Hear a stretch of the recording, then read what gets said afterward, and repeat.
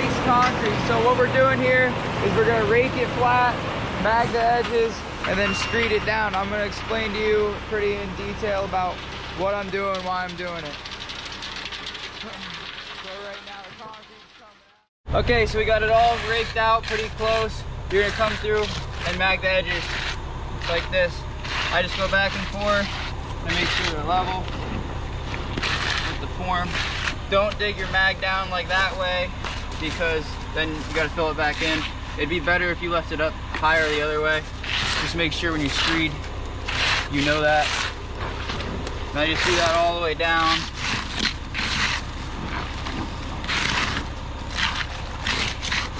And you do that all the way around your forms. All right. Okay, so now once we're done with that, we're gonna start pulling the screed. I like finishing up with a Darby just because I like to mag behind the screed, so that's what this big thing's for. You got both of your magged edges, and you got your screed. The way I do it is I shake it, make sure it's close, then I use this almost as like a giant mag to fill up all those holes. Stop, and then I mag behind the screed. So I just float this, and what this does is help it not set up so fast, gives you time to work when you want to bull float it.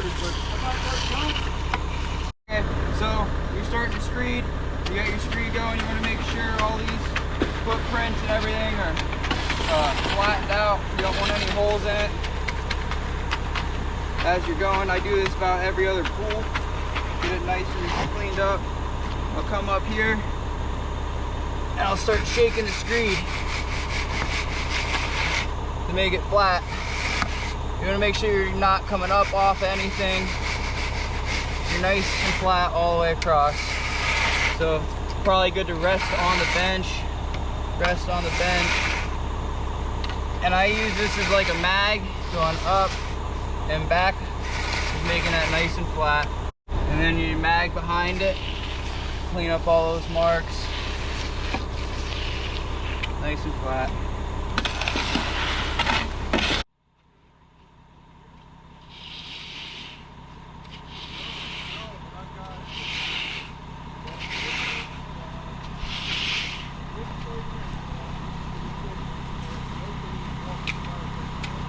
So at the end, you're going to scrape it all towards the middle. Try to not do it around a stake. So we'll go like right there. And that's where I'm going to pull all my excess.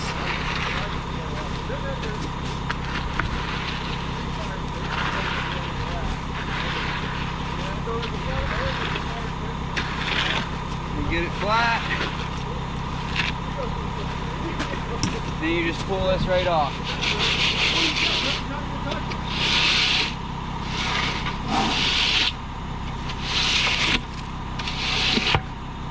You got plenty. Oh yeah. Sorry. Where's the cleanup? At the end of your pour, you're always going to be left with a little bit of extra. So all I do is put it in a kind of like a 2-inch pile, 3-inch pile, and I slice it just so it's easier to pick up once it gets hard and you don't have to worry about it being too big or anything. So it's in a pile, slice it up, and then it makes for easy cleanup later.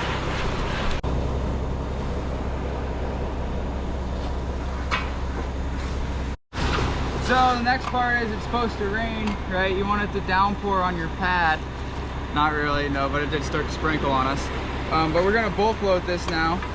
And normally I would spray it with that concrete retarder, but since it's raining on it, it's wetting it right up for me. So now we're gonna bull float it. I always start on the edge, push it out, tilt up. The way you tilt it is by twisting it, right? Rotating the handle. Either way, picks it up or back. If you stop in the middle of your pool, it leaves divots like that. So you want to do full extensions. And if you do have to stop, barely pick up on the back end. Like I'm barely tilting it up right there. And it leaves barely any mark. In this case, I don't have to do that. So I'm doing full extensions all the way out, stop, and coming back. watch putting divots in it on the edges. So I go all the way out, as flat as I possibly can to start. No hole by your forms. Some people go zigzag across it. I like to just pick it up and do one pull at a time like this, all the way across.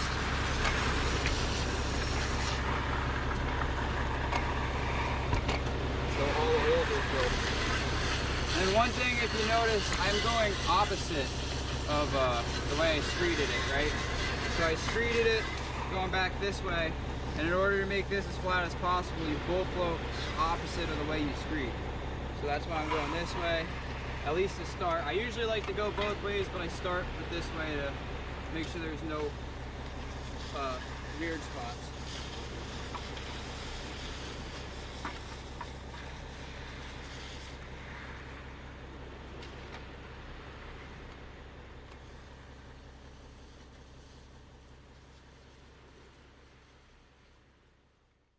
Part after you bull float is edging. So what you're gonna do is I take my mag and I scrape all this junk off the edges because that won't make it flat. Flick it back in there, it'll be fine. Then I run the heel of my mag directly on the edge of this form, right? And I want it to be perfectly flat with everything right there with the form. And I do that usually one side at a time around the corner. So I'll do that right there, and I did it over there as well. Sometimes if you scrape too much, you'll see there's like holes like this. One thing I do is I take my mag like this, and I just pull the cream back in long ways of your mag. Sometimes you can do like circles, whatever, but you want that to be pretty filled and creamy.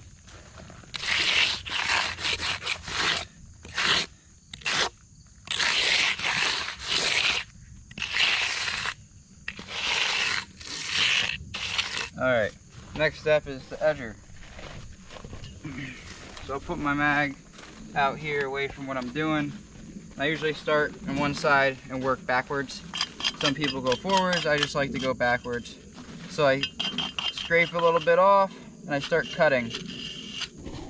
So I start cutting the edge in. It's pretty wet right now, but you just can't be pushing too hard. So I cut it, then I pick up on the front of my mag, or on the front of my edger, and push forward, and then pick up on the back and pull back. One thing I'm not doing is pushing in, like pushing down, and I'm not rolling the edge. I'm holding it perfectly flat. I'm not putting any pressure on it back and forth. Occasionally there's holes. You're gonna slide the edger and get some cream just like that and put it in these holes, and it fills them right up.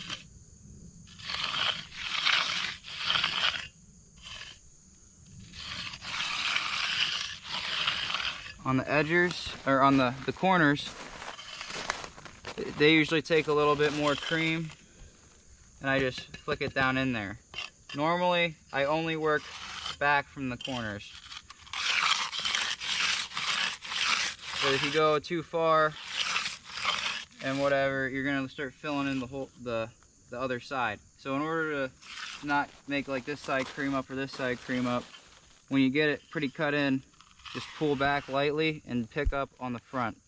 So you just slide it across, slide it across. You're doing your best to not put divots in the sides. All right, once you get to there, you don't want to leave this opened up too long like this, because then it'll get hard and really hard to mag back in. Same thing, you rest your mag on the form and slide across till it's flat, and you erase all the marks, but you don't fill in the edge. Like it leaves that rolled edge.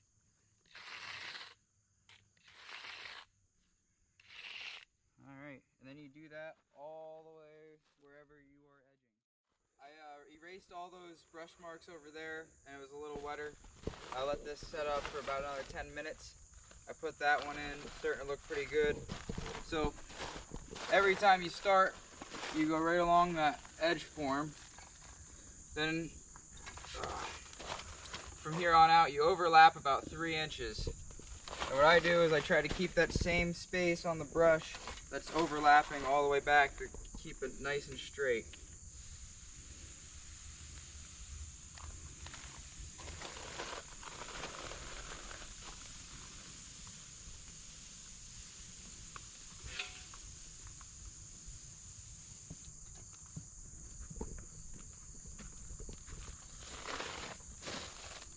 And then every time I wash out my brush, shake all the water out and just repeat all the way down. Alright, finished putting all the brush marks in, turned out real nice.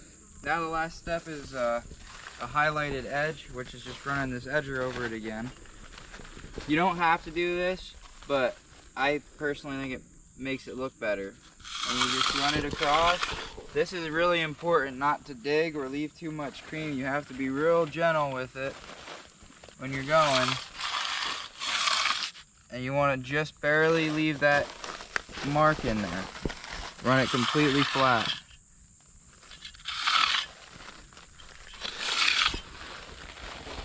And I'll do that all the way around.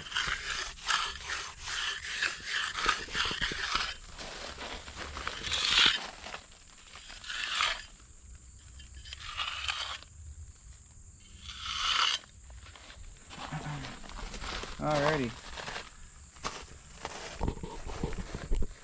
And you can go, if you did it right, you should really have no trouble doing this and making it look pretty. So if you did all the right steps that I showed you before, about making it as flat as possible, getting the cream all on the edges, it'll just be the easiest part of the job.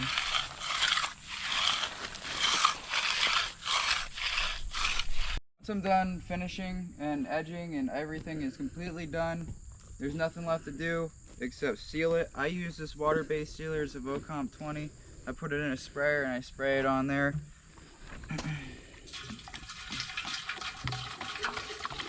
This will give a nice shine look to the concrete for the rest of its life, basically. And then if it ever stops shining or anything, or you want to reseal it, you can just spray this stuff on it again and make it all shiny and protect the finish.